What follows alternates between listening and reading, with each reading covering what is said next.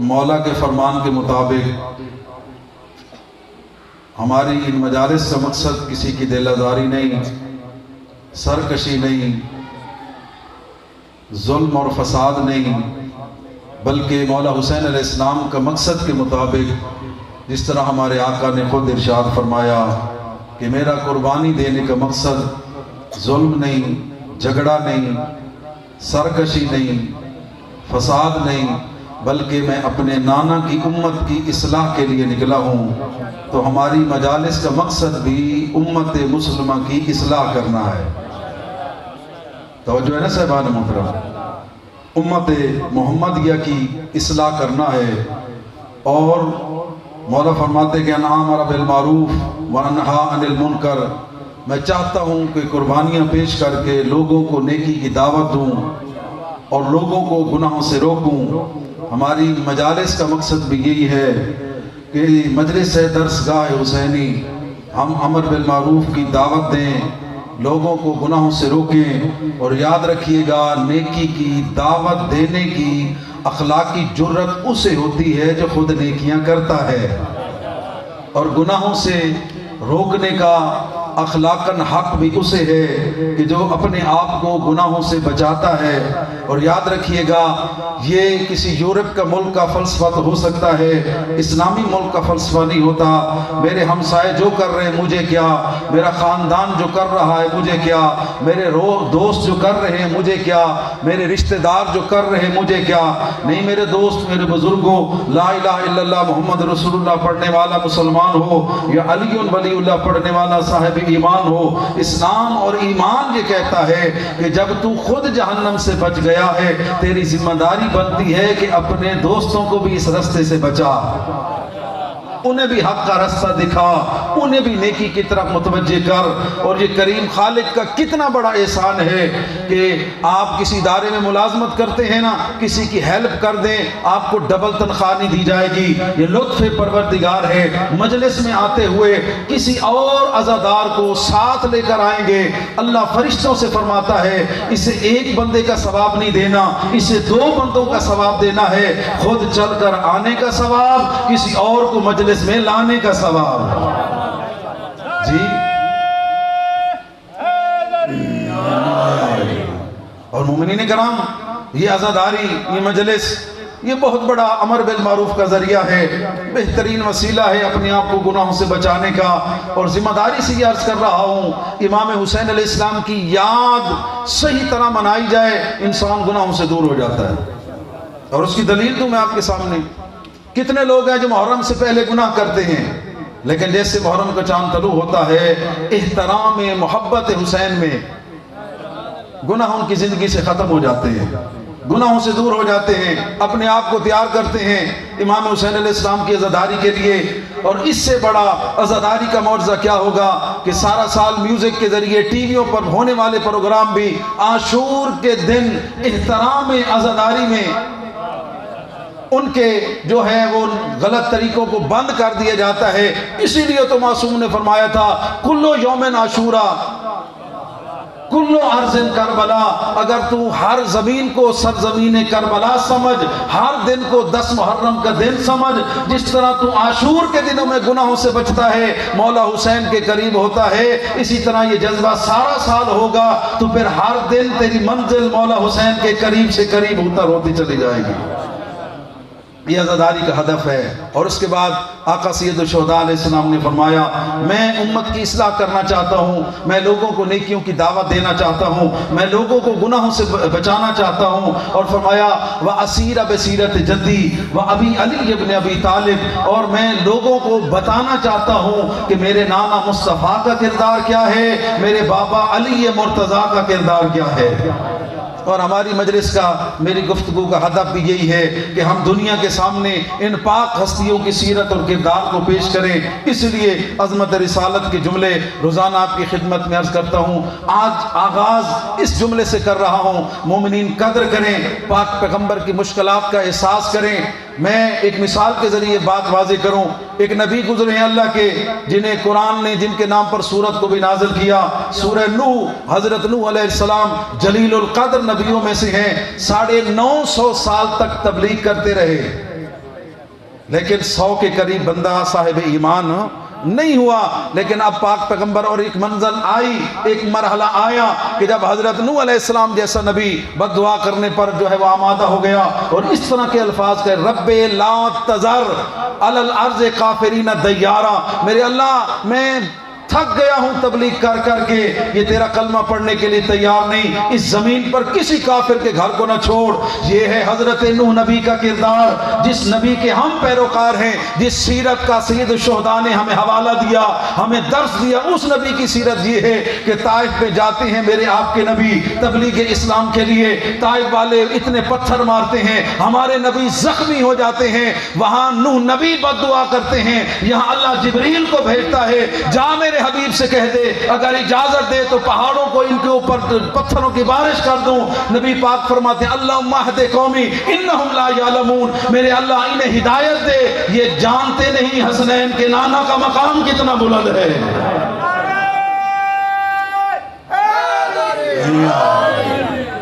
تو جو ایسے بانی محترم، اور تاریخ نے اس سے بڑھ کر بھی یہ جملہ لکھا، میرے اور آپ کے نبی نے فرمایا میرے اللہ اگر ان پر عذاب ہی نازل کرنا تھا تو مجھے رحمت کل بنا کر کیوں بھیجا ہے؟ میں انہیں جہنم پہنچانے نہیں آیا، میں انہیں جہنم سے بچانے کے لیے آیا ہوں. اور سید الشہداء کی قربانی کا مقصد اور ان مراسم کا مقصد بھی یہی ہے کہ ہم نے کسی کو جہنمی نہیں بنانا، بلکہ ذکر کے صدقے میں جہنم سے بچنا بھی ہے، دوسروں کو بھی بچانا ہے.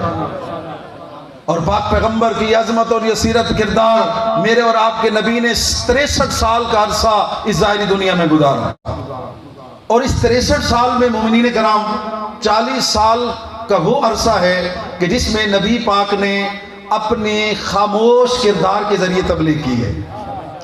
اور اس کی دلیل دے دوں آپ کے سامنے کہ جب اعلان ہوا نا رب کا وَأَنذِرْ عَشِيرَتَكَ الْأَقْرَبِينَ، میرے نبی اب کھل کر لوگوں کو دعوت تبلیغ دو، اپنے رشتہ داروں کو جہنم سے بچاؤ. پیغمبر نے وہ دعوت سے پہلے نا ایک کام یہ کیا کہ صبح صبح پیغمبر چلے گئے پہاڑ پر چڑھ کر، حضرت نے ایک جملہ فرمایا یا صباحیا. اس کا مطلب یہ ہے عرب میں یہ جملہ تب بولا جاتا ہے کہ جب لوگ غفلت کی نیند سو رہے ہوں اور دشمن ان کے شہر پر حملہ کر دے. جب پیغمبر نے یہ آواز بلند کی، لوگ آنکھیں ملتے ہوئے اٹھے، جلدی جلدی حضور کی طرف دوڑے. پورا مکہ جب اکٹھا ہو گیا، پاک پیغمبر سے پوچھا کہ اے محمد صلی اللہ علیہ وآلہ وسلم، آپ نے یہ جو اعلان کیا ہے کس دشمن نے ہم پر حملہ کر دیا؟ وہ لشکر جرار کہاں ہے؟ اب پیغمبر نے ان سے ایک سوال کیا، میں کہہ رہا ہوں پہاڑ کے پیچھے لشکر ہے، تم جا کر دیکھو لشکر نظر نہ آئے، میرے بارے میں تمہاری کیا رائے ہوگی؟ کافر تھے، 40 سال کردار کی گارنٹی لی ہے پیغمبر نے. سارے کافر یک زباں ہو کر کہتے ہیں اے عبداللہ کے بیٹے ہم جائیں وہاں لشکر نظر نہ آئے. ہم یہ نہیں کہیں گے نعوذ باللہ آپ نے جھوٹ بولا ہے، ہم یہ کہیں گے ہم اندھے ہو گئے، ہمیں لشکر نظر نہیں آ رہا.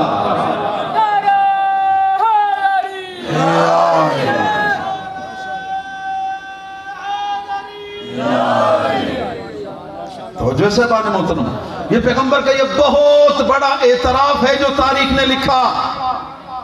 میرا پڑھنا آسان، آپ کا سننا آسان.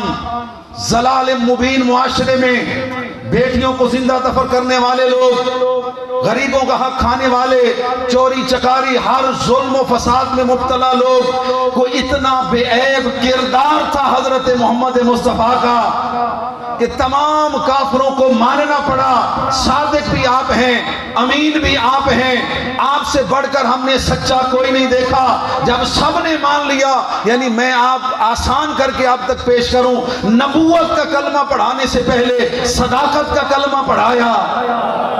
جب سب نے صداقت کا کلمہ پڑھ لیا، اب پیغمبر نے فرمایا انی عبداللہ، میں اللہ کا رسول بن کر آیا ہوں اور تمہاری نجات کا سامان لے کر آیا ہوں. 360 خداؤں کے آگے جھکتے ہو، روزی کا علیحدہ خدا، صحت کا علیحدہ خدا، اولاد کا علیحدہ خدا، خوشیوں کا علیحدہ خدا.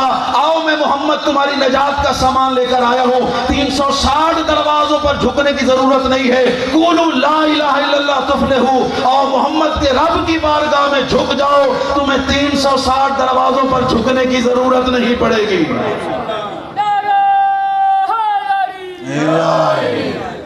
تو جیسا اب پیغمبر نے اپنا کردار منوایا، اعلان رسالت کیا۔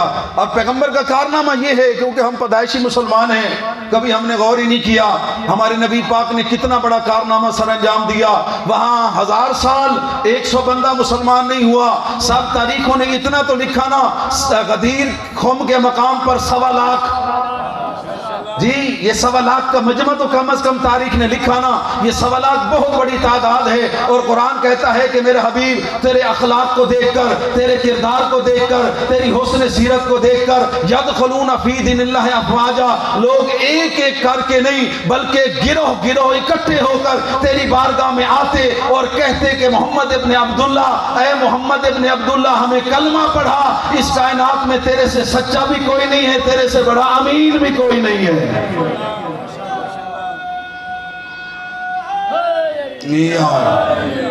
23 سال کے عرصہ میں پاک پیغمبر کے جو محاذ سے نا وہ ذکر کروں بات طویل ہو جائے گی۔ مشرکوں سے علیحدہ محاذ، کافروں سے علیحدہ لڑائی، اور ان 23 سالوں میں بھی 2 حصے ہیں۔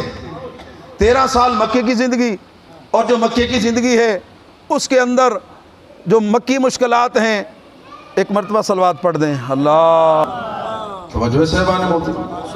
اب اس 23 سالہ میرے اور آپ کے نبی کی سیرت کو دیکھیں، 13 سال مکے کے اندر، 10 سال مدینے کے اندر، حضور کی مشکلات کو دیکھیں، جنگیں، غزوے، وفد، ملاقاتیں، لوگوں کو دین سکھانا، قرآن سکھانا، اسلام سکھانا، نماز سکھانا، آداب سکھانا۔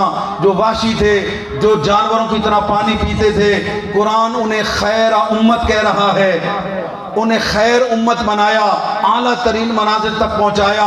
اور دوستو بزرگو، آج تاریخ دان یہ کہتے ہیں کسی کی کامیابی دیکھنی ہونا، اس کا یہ دیکھو کہ اس نے ڈیلیور کیا کیا اور اس کی حفاظت کا ذریعہ کیا کیا۔ پاک پیغمبر نے 23 سال کے عرصہ میں لاکھوں لوگوں کو اسلام کی جو ہے وہ دعوت دی، دنیا کے طول و عرض تک پیغمبر نے اسلام کو پہنچایا۔ اور آپ کے علم میں ہونا چاہیے کہ پیغمبر نے ایران تک اور ادھر سے روم تک اور ادھر سے مصر تک پوری دنیا میں اپنے نمائندے بھیجے اور ان تک اسلام کا پیغام پہنچایا۔ اور ایک جملہ عرض کرنا چاہتا ہوں، پیغمبر نے جتنے خط لکھے ہر خط پر ایک ہی جملہ ہوتا، اسلم تسلم، اسلام قبول کر لو بچ جاؤ گے۔ اللہ اکبر، بھئی بہت بڑا جملہ میں نے آپ کے سامنے عرض کر دیا ہے۔ آج بھی کوئی معاشرہ دنیا اور آخرت کے عذاب سے بچنا چاہتا ہے، پیغمبر کے اس اصول کو تسلیم کرنے، اسلم تسلم، جھک جاؤ بچ جاؤ گے، جھک جاؤ بچ جاؤ گے، اللہ کی بارگاہ میں جھک جاؤ بچ جاؤ گے، نبی کی بارگاہ میں جھک جاؤ بچ جاؤ گے، در آل محمد پر جھک جاؤ بچ جاؤ گے، نہیں جھکو گے نہیں بچو گے۔ یہ پیغمبر نے ایک اصول بتا دیا، اور اس 23 سال کے عرصہ میں پیغمبر نے یہ سارے کام کیے، تبلیغ بھی کی، لوگوں تک عقائد بھی پہنچائے، اسلام بھی پہنچایا۔ اور تاریخ دان یہ جملہ لکھنے پر مجبور ہیں، اسی خاموشی کے اندر پیغمبر نے ایسے بے مثال کردار بنائے۔ کسی کو علی مرتضیٰ کہا جاتا ہے، کسی کو حسن مجتبیٰ کہا جاتا ہے، کسی کو حسین مظلوم کربلا کہا جاتا ہے۔ اور تاریخ دان سیرت نگار یہ بیان کرتے ہیں کہ سیرت کو پہنچانا کمال نہیں، مشن کو بچانا کمال ہے۔ اس لیے میرے اور آپ کے نبی نے فرمایا، لوگوں آخر کل نفس ذائقۃ الموت، جو آیا ہے دنیا میں جانا ہے، میں بھی دنیا چھوڑ کر جا رہا ہوں۔ دنیا چھوڑنے سے پہلے تمہاری ہدایت کے لیے 2 چیزیں چھوڑ کر جا رہا ہوں، ایک اللہ کی کتاب، دوسری اہل بیت۔ انی تارکن فیکم الثقلین، جملے کی قدر کرنا، برابر وزنی چیزیں چھوڑ کر جا رہا ہوں۔ قبلہ یار شاہ صاحب فرماتے ہیں کہ اگر اللہ کی کتاب انسانی شکل میں آتی، آل محمد کی شکل میں ہوتی، آل محمد اگر کتابی شکل میں آتے تو قرآن بن کر آتے۔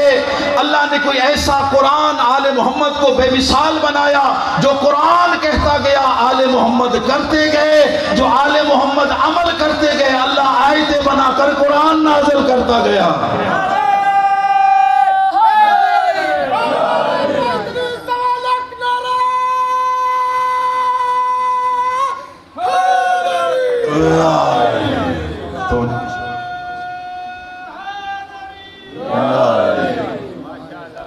جو پیغمبر نے نہ صرف اسلام پہنچایا بلکہ اسلام کی حفاظت کا مکمل انتظام کیا۔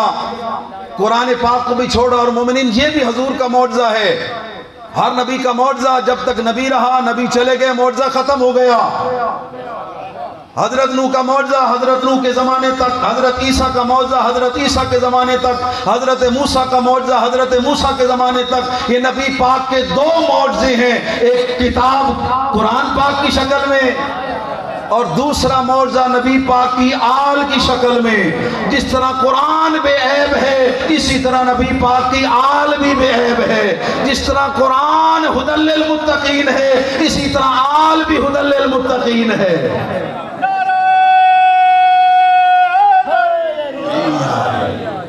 انی تارکم فیکم الثقلین، دو چیزیں برابر وزنی چھوڑ کر جا رہا ہوں، اللہ کی کتاب، اپنی اہل بیت۔ دو چیزیں چھوڑی، دو چیزوں کی گارنٹی دی۔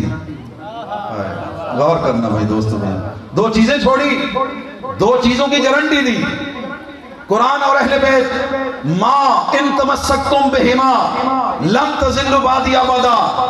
میں سچا صادق رسول کہہ رہا ہوں، ایک ہاتھ میں قرآن ہوا، دوسری میرے آل کے دامن میں تم تمسک کر کے رکھو گے، لن تضلوا بعدی ابدا۔ میں محمد مصطفیٰ گارنٹی دے رہا ہوں، جس کا رہبر قرآن ہوگا، میری آل ہوں گے، وہ کبھی گمراہ نہیں ہوں گے، حتیٰ یارد الی الحوض۔ یہ دنیا کی گارنٹی ہے، گمراہ نہیں ہوگے۔ آخرت کی گارنٹی محمد یہ دے کر جا رہا ہے، قرآن اہل بیت محشر کے میدان میں سیدھا حوض کوثر کے کنارے میرے سامنے لے کر آئیں گے۔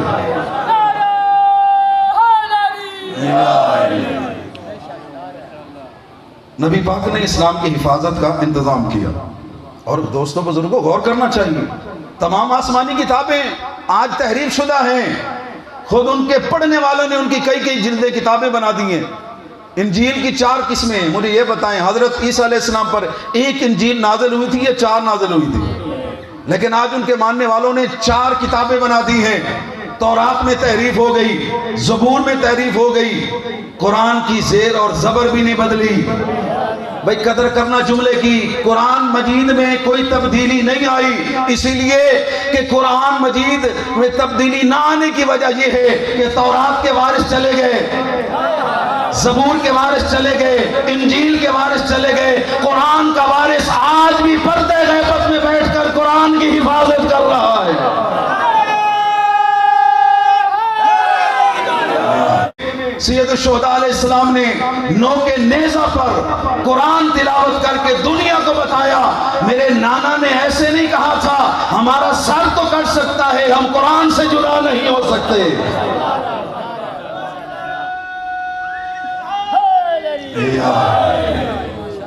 پڑھا ہے کسی مذہب کے امام نے قرآن نو کے نیزہ پر؟ جڑے چپ کر گئے ہو، پڑھا کسی نے؟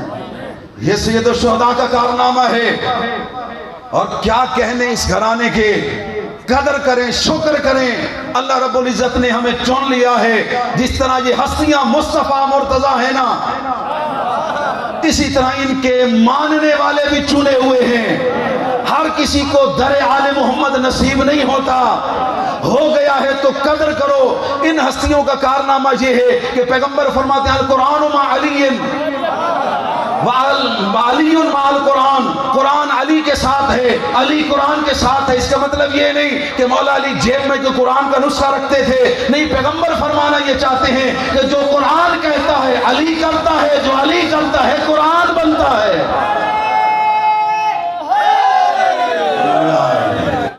پیغمبر کا کارنامہ یہ ہے، 1 2 نہیں، 3 نہیں، 4 نہیں، 5 نہیں، 12 نمونے عمل ہمارے لیے چھوڑے، اور اس گارنٹی کے ساتھ چھوڑے، بڑے سے بڑا مفکر، بڑے سے بڑا متقی پرہیزگار ایک نسل کی گارنٹی نہیں دے سکتا۔ تیرے میرے سچے نبی نے 12 نسلوں کی گارنٹی دی ہے، ان الفاظ کے ساتھ اولنا محمد، اوسطنا محمد، آخرنا محمد، وکلنا محمد۔ میرا پہلا بھی محمد ہے، دوسرا بھی محمد ہے، درمیان والا بھی محمد ہے۔ پیغمبر نے بات ختم کر دیے، کس کس کی گارنٹی دوں؟ ہم سارے محمد ہیں۔